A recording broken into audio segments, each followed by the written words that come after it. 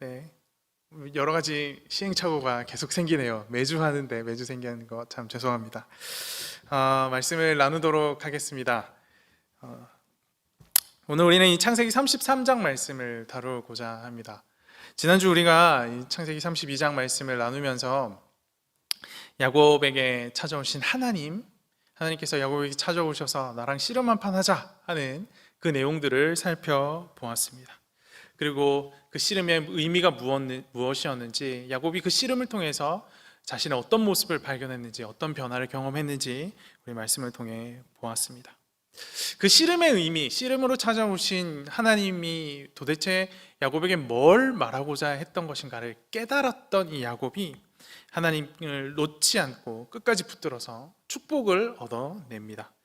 그래서 하나님께서 축복을 바라고 있는 야곱에게 너 이름이 뭐니? 라고 물어보시죠. 그랬더니 야곱이 자신의 어떤 정체성을 담은, 자신의 이름 속에 담겨져 있는 어떤 자신의 삶을 고백하게 되죠. 제 이름은 야곱입니다. 속이는 자입니다. 속여서 남의 것을 얻는 자입니다. 라고 고백을 하게 됩니다. 그리고 하나님께서는 정말로 축복하셔서 야곱을 이제 더 이상 야곱으로 두지 않으시고 새로운 이름을 허락하십니다. 여러분, 그 이름이 무엇이죠? 이스라엘입니다. 잘 안 들리는 것 같은데, 이스라엘입니다. 대답하십시오. 그 영상 속에서 대답하셨길 바랍니다. 하나님께서 야곱의 이름을 드디어 이스라엘로 바꿔주셨습니다. 우리가 창세기를 이렇게 묵상을 하다 보면 하나님께서 이렇게 종종 사람의 이름들을 바꿔주시는 것을 우리가 경험합니다. 대표적인 사람이 믿음의 조상 아브라함이죠. 원래는 아브람이었어요. 아브라함이 됩니다. 그리고 그의 아내 원래 사레였어요. 그런데 사라로 바꾸십니다. 자, 그런데 이 아브라함과 사라의 경우에서 우리가 볼 수 있듯이 이들은 이름이 바뀐 이후에 그 이름으로만 살아갑니다. 아브라함이 된 이후에 성경이 다시 아브라함이라고 부르는 경우가 없어요. 사레가 사라가 된 이후에 다시 사레라고 부르는 경우가 없습니다. 그런데 이상하게도 야곱은 좀 다릅니다. 야곱은 분명히 하나님께서 이스라엘이라는 새로운 이름을 주셨음에도 불구하고 성경은 계속해서 야곱이라는 이름을 사용합니다. 그리고 또 동시에 이스라엘이라는 이름도 같이 사용하는 것을 우리가 볼 수가 있습니다. 사실 창세기 33장에서 50장까지 쭉 살펴보면 이스라엘이라는 이름보다 야곱이라는 이름이 훨씬 더 많이 사용되고 있는 것을 우리가 확인을 할 수가 있습니다. 이게 무슨 의미일까요? 야곱이 인생을 살아가는데 이제 새로 받은 이름 이스라엘의 이름으로 살지 않고 야곱의 이름으로 살 때가 있었다라는 거예요. 오늘 설교의 제목처럼 야곱은 야곱으로 살아갈 때도 있었고 이스라엘로 살아갈 때도 있었다라는 거예요. 두 이름을 가진 존재로 살았다는 겁니다. 왜 야곱은 두 이름을 가지고 삶을 살아갔을까? 두 이름을 가지고 살아갈 수밖에 없는 인간의 어떤 한계, 오늘 본문을 통해서 두 이름을 가지고 살아가는 그런 인간의 존재의 한계에 대해서 좀 생각을 해보기를 원합니다. 본문은 32장에 이어서 계속해서 야곱이 집으로 돌아가고 있는 과정, 고향으로 돌아가는 과정을 우리 가운데 보여줍니다. 32장의 끝은 하나님께서 야곱과 씨름을 마치시고 야곱에게 축복하는 장면으로 끝이 나지요. 그리고 씨름이 끝나고 동이 틉니다. 날이 해가 떠오릅니다. 씨름하는 도중에 하나님께서 야곱의 엉덩이 뼈를 빡 하고 깨셨죠.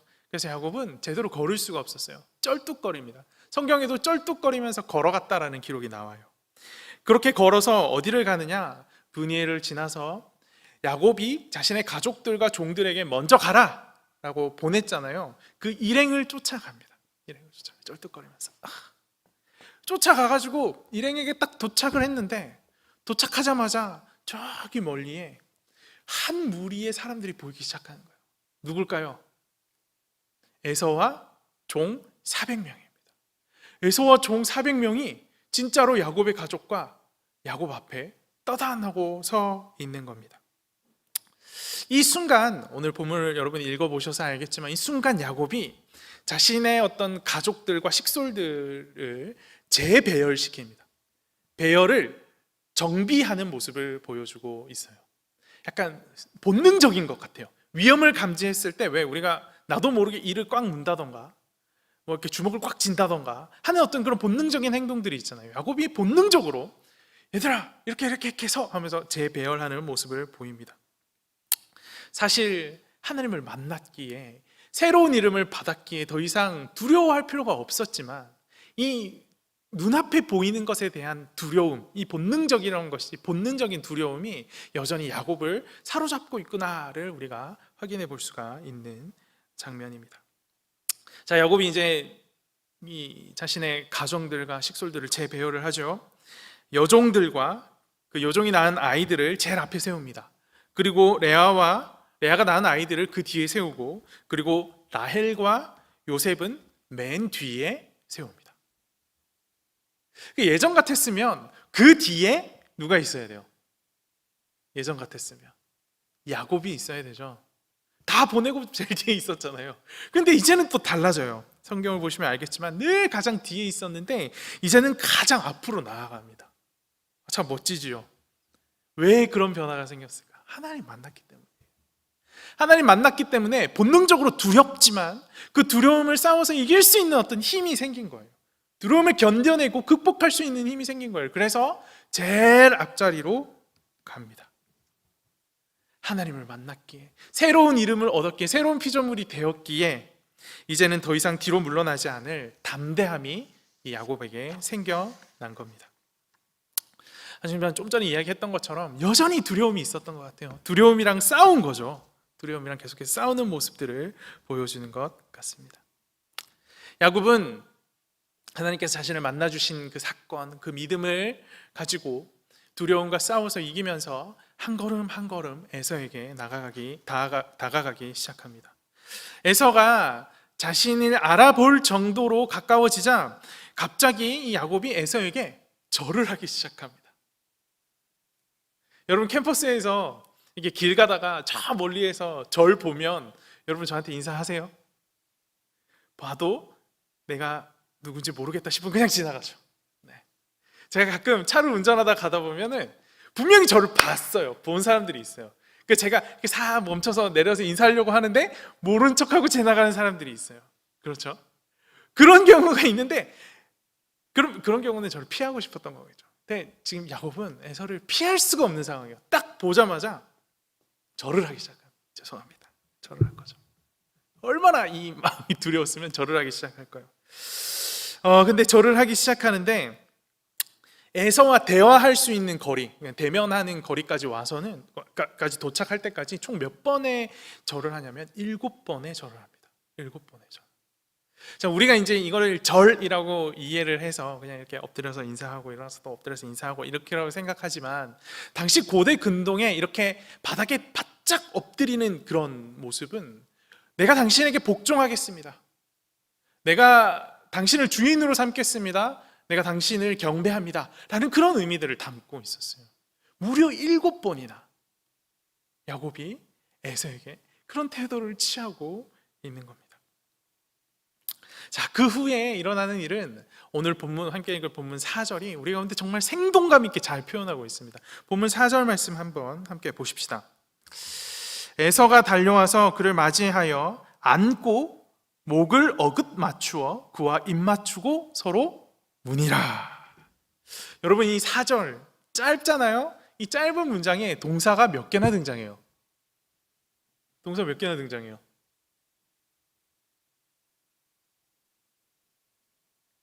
여기서 맞이하다까지 치면 총 6개의 동사가 등장해요. 여러분, 어떤 문장에 동사가 이렇게 많이 들어가는 경우 잘 없지요. 그만큼 뭔가 생동감 있고 급박한 상황을 막 이렇게 표현하고자 써놓은 것 같아요. 그런데 이 모습들 보십시오. 달려와서 안고 목을 어긋맞추었다는 것은 목과 목이 이렇게 진짜 지대로 안았다는 거예요. 이렇게 하는 게 아니고 이렇게 꽉 안았다는 소리죠. 이렇게 안고 입을 맞춥니다. 입 맞추고 그리고 뭐 해요? 서로 울어요. 4절 여기서 서로 운다 이 앞까지만 보면 약간 사랑하는 연인 사이에 오랜만에 재회한 사랑하는 연인 사이를 묘사하고 있는 듯한 느낌이 들어요. 안 그래요? 막 달려와가지고 막 안아주고 막 입 맞추고 좀 야릇한 그런 느낌이 들어요. 누가 보면 오해하겠어요. 근데 이렇게 오해할 만한 모습을 보여주는 이 둘, 제가 이걸 읽으면서 문득 든 생각이, 이들이 이전에 이렇게 서로 한번 안아본 적이라도 있었을까? 라는 생각이 드는 거예요. 야곱과 에서가 이렇게 살갑게 안아본 적이 있었을까요? 입 맞추는 것까지는 뭐 바라지도 않아요. 목을 어금 맞추고 이렇게 안아본 적이 있을까요? 아마 없었을 거예요. 왜 그래요? 에서와 야곱은 늘 서로 다른 인생을 살았어요. 에서는 밖에 살았고 야곱은 안에 살았어요. 서로 분리되어 가지고 따로 놀았어요. 그리고 야곱이 하는 짓을 에서는 늘 싫어했어요. 탐탁치 않아 했어요. 그러니 둘이 그렇게 친했을까? 이렇게 한 번이라도 안아본 적이 있었을까라고 물어보면 아마 오늘 본문의 이 4절이 처음이지 않을까라는 생각이 듭니다. 생애 처음으로 형제가 서로 껴안고 막 이렇게 서로에 대한 그리움을 나눕니다. 그리고 울기 시작합니다. 부둥켜 안고 울고 있습니다. 여러분, 이 장면을 진짜 멋있는 장면으로 오해하시면 안 돼요. 막 멀리 떨어져 있던 두 형제가 막 감격적인 산봉 후에 막 잘 있었어 형제 안고 눈물 한 방울 주르륵 이런 게 아니에요. 여기서 서로 울더라는 것은 대성통곡을 말합니다. 서로 부둥켜 안고 대성통곡하고 있는 거예요. 그런데 여기서 이 대성통곡을 서로 부둥켜 안고 대성통곡하는 장면 외에 나머지 모든 동사들은 사실 누가 주체적으로 하고 있는 거예요? 누가 하고 있어요? 에서가 하고 있죠. 에서가 달려와가지고 끌어안고 입 맞추고 이러고 있는 거예요. 여러분, 에서가 변했습니다. 에서가 변했어요. 에서는 야곱에게 좋은 감정을 가질 수가 없는 그런 사람입니다. 야곱을 미워했죠. 아잉 미워 뭐 이런 미움이 아니에요. 너무 미워서 내가 야곱을 죽여버려야겠다라고 생각할 정도로 야곱을 미워했던 사람이 바로 에서입니다. 살인을 결단할 정도의 미움. 하지만 이제 이 에서가 변했습니다. 야곱을 향한 어떤 그런 살이, 사람을 죽이겠다라는 그 충동적인 마음들, 그런 것들이 이제는 바뀌어서 둘이 껴안고 대성통곡할 만큼의 그리움과 용서의 감정으로 변화한 겁니다. 그 변화가 이 4절에 그의 행동에서 잘 드러나는 거죠. 달려와서 목을 안고 두르고 얼굴 비비고 통곡하고. 여러분, 이런 모습 혹시 본 적이 있어요? 이 말씀을 딱 읽었을 때 머릿속에 이미지가 막 떠오르는 게 있습니까 혹시? 저는 하나 있습니다. 저는 어렸을 때, 제가 어렸을 때 이산가족, 남북 이산가족 상봉이라는 걸 했었어요. 이산가족 상봉할 때 그 장면이 딱 이랬어요. 달려와서 앉고 목을 두르고 서로 얼굴 막 부비고 잘 있었네 하고 대성통곡을 해요. 딱 그렇더라고요. 꿈에서라도 한번 만나보고 싶다라는 소원을 가졌던 자들이 만나면 하는 행동을 에서가 야곱을 만났을 때 하고 있는 겁니다. 그러니까 에서와 야곱의 만남이 우리는 별것 아닌 4절 한 절로 읽고 넘어가지만 사실은 그 상황 자체는 매우 감격적이고 감동적인 순간이더라 하는 겁니다. 에서는 어떤 이유에서 이렇게 감격했는지 모르겠지만 야곱이 어떤 이유에서 감격했는지는 우리가 느낄 수가 있습니다. 생각해 볼 수가 있습니다. 이 순간 아마 야곱은 하나님의 인도하심을 깨달았을 겁니다. 비록 20년이라는 긴 시간이 걸리긴 했지만 하나님께서 에서의 마음에서 이루어내신 은혜로운 결과들, 그 결과들을 야곱이 지금 실제로 경험하고 있는 것이기 때문입니다.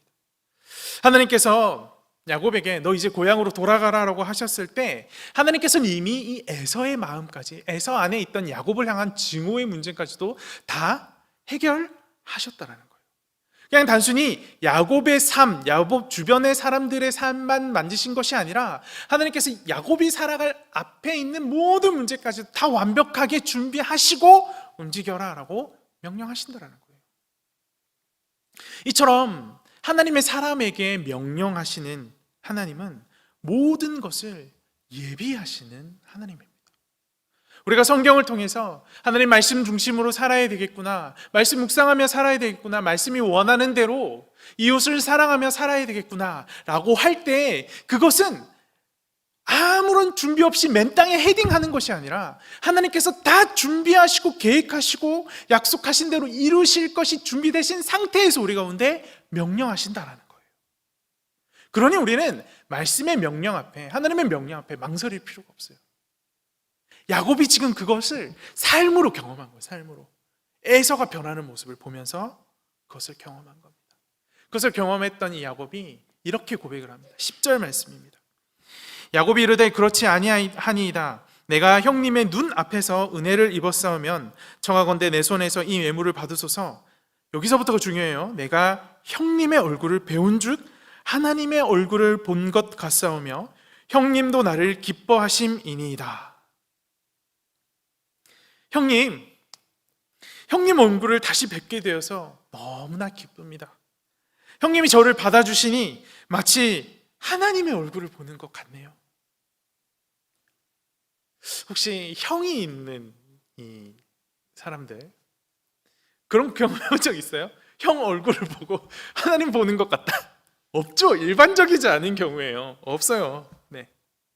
근데 형을 보니 하나님을 보는 것 같다. 얼핏 보면 아첨인 것 같기도 하지만 사실 자세히 보면 그렇지 않죠. 야곱은 자신을 이스라엘로 변화시킨 하나님께서 에서의 마음을 만지시고 에서도 변화시키셨구나라는 사실을 본 것이에요. 에서를 통해 하나님을 발견하게 된 것이죠. 야곱은 형의 용서를 통해서 하나님께서 이루고 계신 놀라운 은혜를 본 것입니다. 하지만 오늘 본문은 이렇게 이스라엘로 변화된 야곱의 모습, 이스라엘로서 하나님께서 일하시는 것을 막 주목하고 살아가는 그런 모습만 보여주고 있지는 않습니다. 여전히 옛 모습, 야곱으로 남아있는 어떤 야곱의 모습도 보여주고 있습니다. 자, 먼저 우리가 확인할 수 있는 변화되지 않은 옛 죄성이 남아있는 이 야곱의 모습은 야곱이 에서에게 예물을 좀 받으세요 라고 강건하는 모습에서 확인할 수가 있습니다.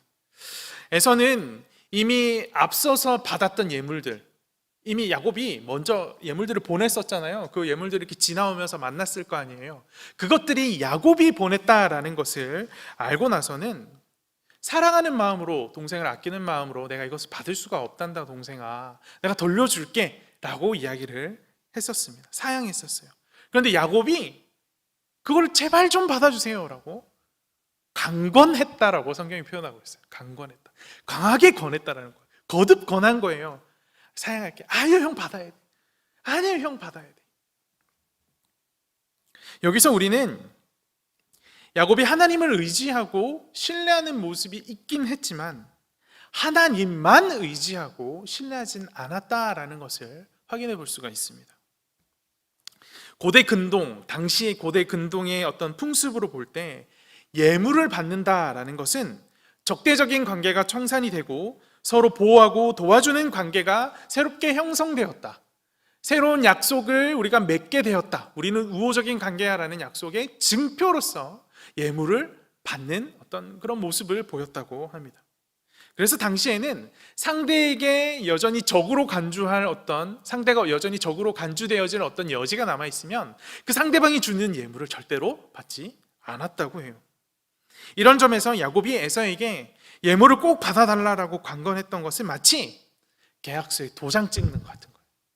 형, 나 용서했잖아. 우리 이렇게 눈물 흘리고 서로 감격하고 그리워하던 것들을 해소했잖아. 그러니까 이제 도장 찍어줘. 내 예물 받아줘. 라는 상징적인 행위였던 겁니다. 새 사람 이스라엘 안에 여전히 옛사람 야곱의 모습이 어느 정도 남아있는 것 같아요. 온전히 하나님 신뢰하지 못하고 여전히 사람의 지혜를 붙들고 있는 어떤 야곱의 모습을 우리가 보게 됩니다. 근데 이것이 야곱 안에 있는 옛사람이 좀 약한 증거라면 이어지는 본문에 나타나는 내용들은 조금 더 강력한 어떤 옛사람의 모습들을 우리가 볼 수가 있습니다. 12절 말씀 보십시오. 에서가 이르되 우리가 떠나자, 내가 너와 동행하리라 라고 합니다. 자, 야곱에게서 예물을 받았어요, 에서가. 그리고 에서가 이제는 사랑하는 마음으로 동생에게 함께 거처로 돌아가자, 함께 내가 터를 잡은 그곳으로 돌아가자라고 요청을 합니다. 그런데 야곱이 거절을 해요. 그죠? 13절 14절 말씀 보십시오. 야곱이 그에게 이르되 내 주도 아시거니와 자식들은 연약하고 내게 있는 양떼와 소가 새끼를 데리고 있은즉 하루만 지나치게 몰면 모든 떼가 죽으리니 청하건대 내 주는 종보다 앞서가소서. 나는 앞에 가는 가축과 자식들의 걸음대로 천천히 인도하여 세일로 가서 내 주께 나아가리이다. 야곱이 형이 나랑 같이 가자라고 할 때 이런저런 이유들을 막 대면서 우리 가축들이 많이 연약해져 있어요. 가다가 다 죽을 거예요. 그래서 제가 좀 천천히 가겠습니다. 같이 가겠다라는 것을 급구 사양을 합니다. 좀 천천히 갈게요 라고 말을 하죠. 그러면서 하는 말이 내가 좀 천천히 가긴 하지만 반드시 형이 있는 그곳으로 가서 인사할 거야 라고 이야기를 하죠. 내 주께 가리이다 라고 약속하는 것을 볼 수가 있습니다. 그러니까 에서가 있던 그 세일 땅으로 내가 가겠다라고 약속을 한 거죠. 그런데 여러분 이후의 본문을 여러분 읽어보시면 아시겠지만 이게 다 거짓말이었어요.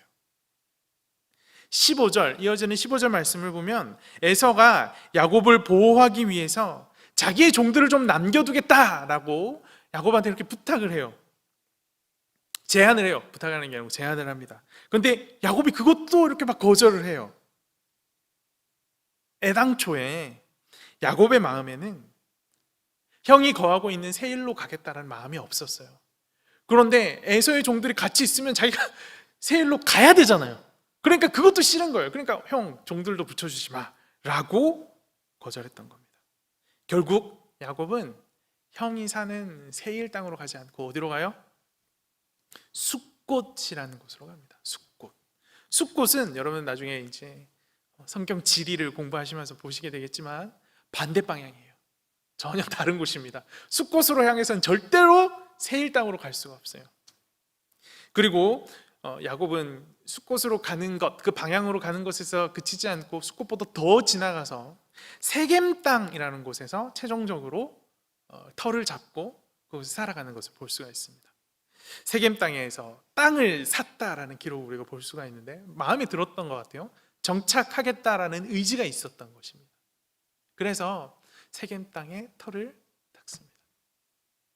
앞으로 우리가 이제 남은 어떤 야곱 설교들을 통해서 더 살펴보겠지만 사실 야곱이 이 세겜 땅에 거처한 것 자체가 하나님과의 약속 또한 어긴 것임을 우리가 나중에 볼 수가 있어요. 하나님께서 사실 나는 베델의 하나님이다 라고 나타나셨고 베델로 오라라고 여러 번 요청하셨는데 야곱이 그걸 듣지 않아요. 그리고 세겜 땅에 정착하는 것을 볼 수가 있습니다. 여기서 우리는 다시금 남을 속이고 있는 속이는 자에서 하나님께서 이스라엘로 변화시켜 주셨는데 야곱에서 이스라엘로 변화시켜 주셨는데 이스라엘로 살다가 다시금 속이는 자로 자신의 본래 죄성으로 돌아가는 그런 야곱의 모습을 본문을 통해 확인할 수가 있습니다. 본문을 통해서 우리는 그리스도인으로서의 정체성과 그리스도인이라는 이름을 가진 자들, 여러분, 우리가 겪고 있는 이중적인 어떤 태도들을 야곱을 통해서 발견하게 됩니다. 또 그런 것들을 고민하게 됩니다. 이런 측면에서 야곱은 사실 오늘날 우리와 같은 그리스도인들을 잘 대변해주는 인물이라고 말할 수 있을 것 같습니다. 아주 세밀하게 잘 보여주죠. 우리도 마찬가지잖아요. 하나님 앞에 은혜 받았을 때는 두려움이 없습니다. 주님, 두려움이 있지만 내가 두려움 이기며 살겠습니다 라고 하나님 의지하여서 정말 멋진 모습들도 보이지만 그것 지나가고 나면 다시 원래대로 돌아와서 여전히 내가 행했던 쾌락 속에, 죄 속에 살아가는 우리의 모습들 정말 많이 발견하게 되지 않습니까? 야곱이 딱 그런 모습을 보입니다. 야곱에게 주어진 이 이스라엘이란 이름은 지난주 우리가 살펴보았던 것처럼 새로운 피조물로서, 새로운 하나님의 자녀로서, 하나님 나라 백성으로서의 정체성을 드러내는 이름입니다. 그냥 단순한 이름이 아니었어요. 그의 구원과 새로운 신분을 보여주는 겁니다. 야곱이라는 인물을 영원한 하나님 나라로 초대하신 하나님의 선언이에요. 칭의이고 구원의 확신입니다. 그런데 야곱이 이것을 하나님 앞에서 온전히 행하지 못하는 거예요. 유감스럽게도 오늘 본문뿐만 아니라 이후의 본문에도 야곱은 이스라엘로서의 행동보다 야곱으로서의 행동들을 반복해서 행하는 것을 보게 됩니다. 이것이 우리의 모습이더라는 거예요. 하나님께서는 이미 우리 가운데 너희가 예수 그리스도를 믿었으므로 하나님의 자녀이며 의롭다 칭함받았고 하나님 나라 백성으로서의 권세를 가진 자, 왕같은 제사장으로서의 권세를 가진 자다라고 이미 선언해 주셨지만 우리는 그 선언대로 세상 가운데 살아가지 못하고 왕같은 제사장은커녕 세상의 노예로 살아갈 때의 모습이 얼마나 많더냐는 거예요. 이것이 우리의 현실이더라는 겁니다. 야곱의 모습을 보면서 많은 사람들이 아마 질문을 할 겁니다. 의아해하면서. 어떤 질문이냐? 정말 야곱이 하나님과 씨름한 사람이라면, 정말로 하나님께 엉덩이뼈를 맞고 다리를 절개되며 그분을 전심으로 붙잡아서 하나님의 축복을 받을 수 있는, 축복을 얻어낸 그런 사람이라면 어떻게 야곱이 이스라엘이 아닌 야곱으로서의 모습을 여전히 유지하며 살 수 있느냐라는 질문입니다. 이런 질문에는 뭐가 깔려 있냐면, 하나님 한 번만 내 눈앞에 제대로 나타나 주시고 물리적으로 빠밤하고 드러나여져서 정말 놀라운 일, 야곱처럼 눈앞에 나타나는 누구도 부인할 수 없는 일을 보여주시면 내가 믿겠다 라는 그런 내용들을 내포하고 있어요. 다른 말로 하면 불신앙이 여전히 우리 가운데 자리하고 있다는 거예요.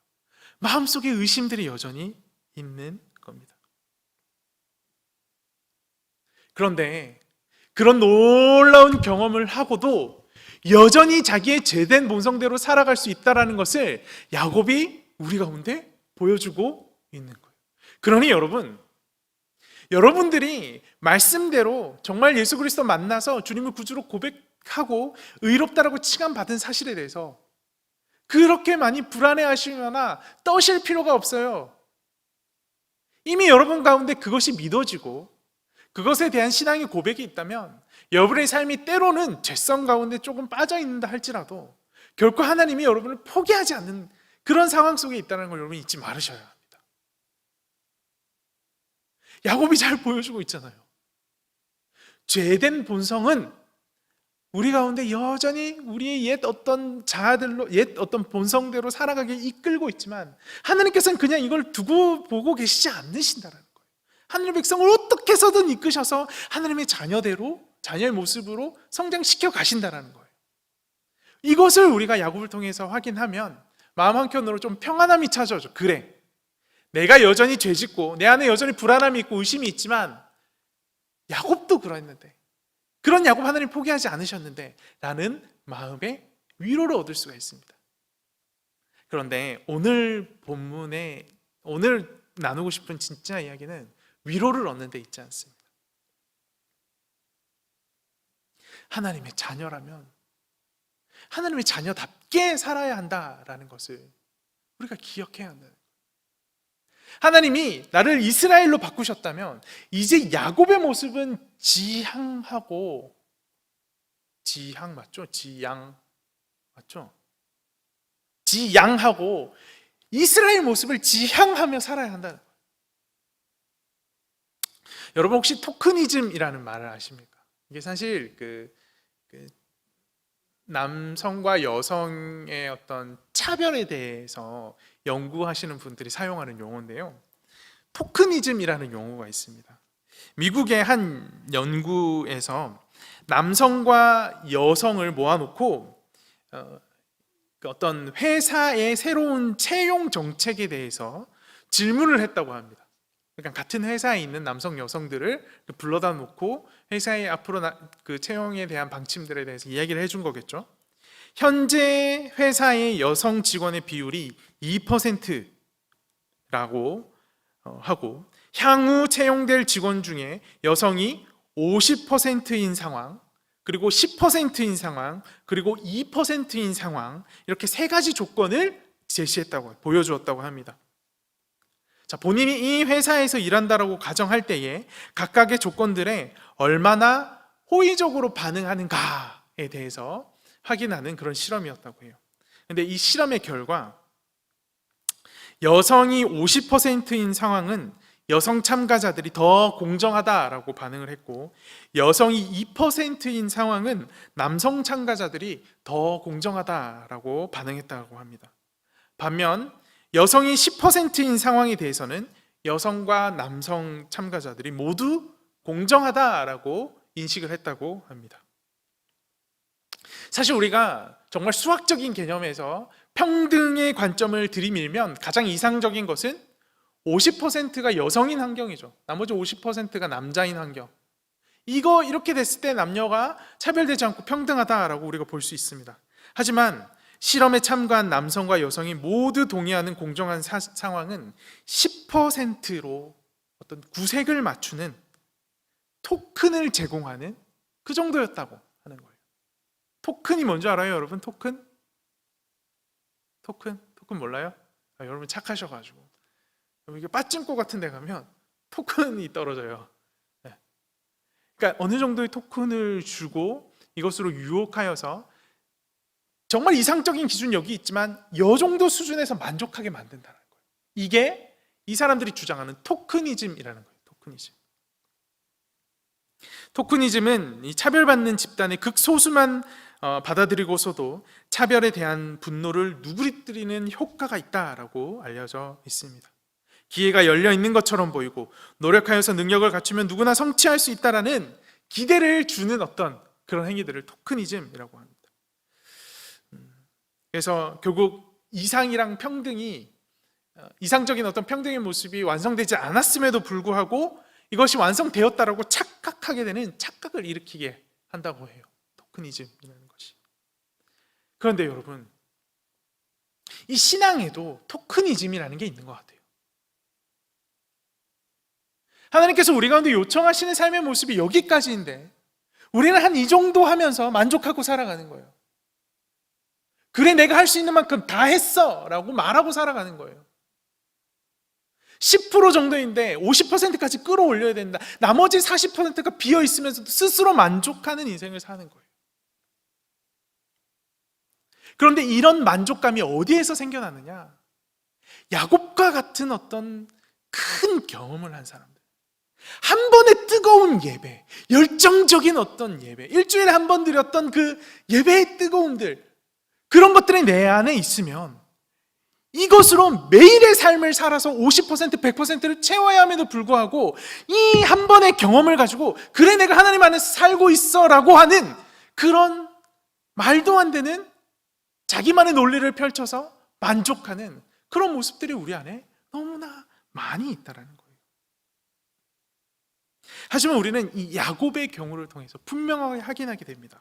아무리 큰 체험이라고 해도 그 체험이 우리가 거룩하게 되어져 가고 우리 안에 그리스도의 형상을 이루어가는 전체의 과정을 대신할 수 없다라는 사실이, 한 번의 경험으로 모든 것이 절대로 변하지 않는다라는 거예요. 한 번으로 모든 것이 다 채워지지 않는다라는 것, 야곱이 우리 가운데 분명하게 보여주는 겁니다. 순간의 경험이 인생의 과정, 우리의 성화의 과정 전부를 대변할 수는 없다라는 겁니다.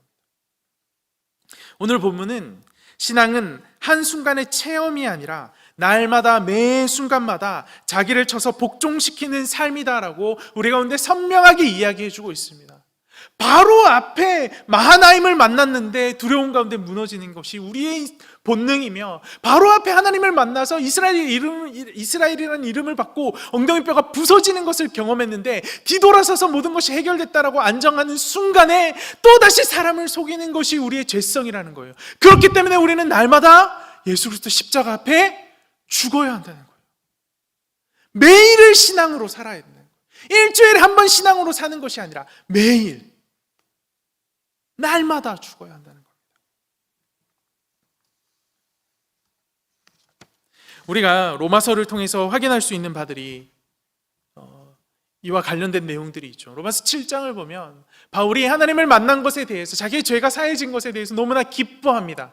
기뻐하면서 내가 주님 원하시는 대로 살리라고 고백하다가도 여전히 하나님 뜻대로 살지 못하는 자신의 모습을 발견하고서 좌절하죠. 어떡하나, 죄인 중에 내가 괴수구나 라고 자신의 고백을 합니다. 그런데 그 고백이 끝나고 난 다음에 8장 초반절에 뭐라고 이야기하느냐, 갑자기 찬양하기 시작해요. 7장 마지막 절부터 8장 1절까지 생명의 성령의 법이 죄와 사망의 법을 이기었다라고 고백합니다. 그러면서 이어지는 8장의 내용들을 보면 무엇을 제시하는지 아세요? 성령과 동행하는 삶을 제시해요. 성령의 인도하심을 받는 삶을 제시해요. 단 한 번의 십자가 사건으로 끝나는 것이 아니라 십자가 사건이 날마다 우리의 삶에 일어날 수 있는 성령과 동행하는 삶을 우리가 살아야 된다고 로마서가 제시하고 있는 거예요. 바울이 그렇게 제시를 하고 있는 겁니다. 날마다 죽어야 된다는 사실을 우리 가운데 알려주고 있는 겁니다. 하나님께서는 우리의 일상적인 삶의 모든 순간에 하나님의 은혜를 예비해 두셨어요. 그럼 우리가 언제 그것을 경험할 수 있을까요? 언제 하나님의 은혜를 바라보며 그것을 체험할 수 있을까요? 정답은 아주 간단합니다. 하나님을 찾을 때예요. 야곱이 자신의 연약함을 깨닫고 하나님을 찾았을 때 은혜를 누렸던 것처럼 우리도 마찬가지예요. 우리 안에 거하시는 성령 하나님께 성령 하나님의 뜻을 구하고 성령 하나님의 도우심을 구해서 말씀 가운데 하나님의 뜻을 발견하는 것, 그것이 우리가 하나님의 은혜를 발견하는 방법입니다. 그리고 그 하나님의 말씀 앞에, 뜻 앞에 내 삶을 쳐서 복종하는 것. 그때 우리가 하나님의 은혜를 경험할 수 있게 됩니다. 시편 31편 19절에 이런 고백이 있습니다. 주를 두려워하는 자를 위하여 쌓아두신 은혜, 곧 주께 피하는 자를 위하여 인생 앞에 베푸신 은혜가 어찌 그리 큰지요. 주를 두려워하는 자를 위하여 쌓아두신 은혜, 하나님께서 은혜를 쌓아두셨대요. 주께 피하는 자들을 위해서 인생 앞에 베푸신 은혜가, 하나님께 누구든지 하나님께 피하기만 하면, 성령 하나님 쫓아서 주님께 나아가기만 하면 주님께서 우리 가운데 쌓아놓으신 은혜가 크다라고 그거를 고백하고 있어요. 시편 기자가. 이걸 언제 경험할 수 있는 거예요? 그럼 우리가 주님께 피할 때 경험할 수 있는 거예요. 피할 때. 사랑하는 여러분, 여러분 지금 어디로 피하고 계십니까? 우린 지금 어디로 피하고 있습니까? 여전히 내 지혜의 그림자 밑으로 피하고 있지는 않습니까? 세상이 제시하고 있는 성공이라는 어떤 그런 허상에 사로잡혀서 그곳으로 우리가 피하고 있지는 않습니까? 내가 벌하고 원하고 남에게 인정받을 수 있고 사랑받을 수 있는 나만의 기준, 그곳으로 내가 지금 피하고 있지는 않습니까? 우리는 주님께 나아가야 합니다. 우리를 위해 은혜를 쌓아놓고 기다리시는 하나님께 나아가야 합니다. 하나님 앞에 나의 연약함들을 늘 쏟아놓고 주님의 도우심을 구해야 합니다. 내가 자랑할 것들 하나님 앞에 자랑할 것이 아니라 내가 자랑하고 있는 이것조차도 하나님이 주셨다라는 사실을 인정하고 겸손히 주님 앞에 나아가 세상의 성공이 아닌 하나님의 은혜를 구해야 합니다. 일주일에 한 번 예배를 드리는 것으로, 수련회 때 한 번 큰 은혜를 받는 것으로 안 됩니다. 이것이 오늘 본문이 가르치는 바입니다. 날마다 주님 앞에 나아가 쌓아두신 은혜를 경험하라. 신앙생활을 요행으로 하고자 하는 우리의 죄성이 있죠. 일주일에 한 번 11시에 예배 드려서 아무도 모르게 그냥 혼자 제일 뒷자리에 예배하려 앉았다가 설교 말씀엔 귀 기울이지도 않고 삶에 적용하지도 않으면서 한 번 예배만 드리고 돌아가는 삶으로 내가 할 것 다 했다라는 신앙의 토크니즘에 빠져서 살아가는 존재들이 있죠. 특별히 지금 우리가 함께 모여서 예배하지 못하는 이 상황, 하나님께서 허락하신 그 모습을 고민하고 곱씹어보고 이것 가운데 담겨진 하나님 뜻이 무엇일까 생각하면 생각할수록 주님께서 제 마음 가운데 주시는 생각이 뭐냐면, 그래, 너네가 그렇게 신앙생활 요행으로 하려고 했던 것, 눈앞에 드러나는 것으로 하려고 했던 것, 이제 그것 멈추고 세상으로 나아가서 그리스도인답게 살아라. 네가 있는 그곳에서 예배하고 매일의 삶을 그리스도인답게 살 것에 더 힘쓰라라고 말씀하시는 것 같아서 우리의 모습을, 그리고 저의 모습을 회개하게 되었습니다. 여러분은 혹시 신앙생활을 요행으로 하고 계시진 않았습니까? 오늘 말씀과 함께 요행으로 하려고 했던 그 모든 것들을 이제 다 내려놓았으면 좋겠습니다. 이제는 진짜로 그리스도의 제자로 거듭나서, 진짜로 이스라엘이라는 이름에 걸맞는 자로 거듭나서, 진짜로 하나님의 자녀라는 이 이름에 걸맞는 자로 거듭나서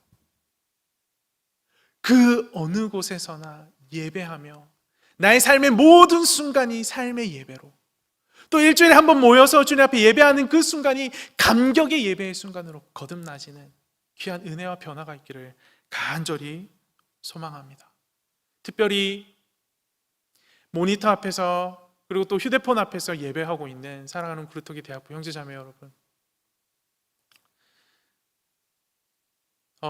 학교가 이 대면 수업을 2주 더 늦추는 것을 결정하고 대학교에도 4월 둘째 주까지 계속해서 온라인으로 예배를 진행하겠다라고 결정했습니다.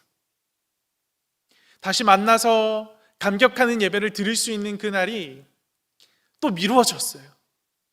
이런 상황이 우리가 계속 지속되고 이어지면 이어질수록 오늘 말씀 우리가 마음에 새겨야 할 줄로 믿습니다.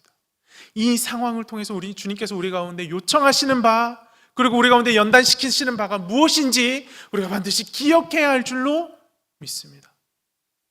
날마다 주님 만나십시오. 날마다 주님 말씀대로 살아가기를 멈추지 마십시오. 그 삶이 회복될 때에 우리를 손가락질하고 우리를 멸시하는 세상의 사람들에게 할 말이 있을 겁니다. 그리스도인답게 살지 않으면서 교회가 세상 사람들 앞에서 인정받기를 바라는 교만함을 버리셔야 합니다. 철저하게 날마다 십자가 앞에 죽고 다시 살아서 그리스도인답게 살았을 때 돌아오는 평가에 우리가 기뻐할 수 있어야 합니다. 그 그리스도인의 모습을 회복하기를 주님께서 지금 우리 가운데 요청하고 계시는 거예요. 그 요청 앞에 신실하게 반응하여서 이제 더 이상 야곱이 아닌 이스라엘로서, 이제 더 이상 옛사람이 아닌 새사람으로서의 삶을 살아가는 우리 모든 구루터기 대학부 형제자매들이 되기를 간절히 소망합니다. 이 시간 함께 기도하길 원합니다.